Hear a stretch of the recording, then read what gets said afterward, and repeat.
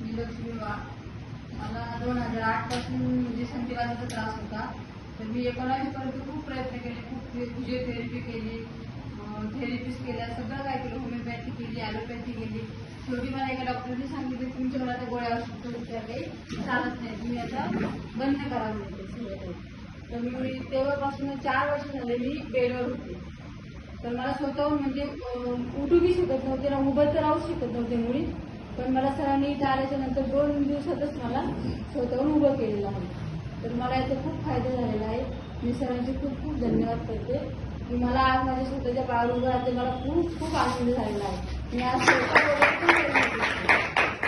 बेडरूममधून हॉलमध्ये सुद्धा जाऊ शकत नव्हते, तर किचनमध्ये पण जाऊ शकत नव्हते. आज मी स्वतःहून जाऊन स्वयंपाक वगैरे करून इथं आलेली आहे. ओके, आपण पाहतच आहात की समोर एक वरदान आहे. ज्या पहिल्या दिवशी आले होते त्या दिवशी त्यांना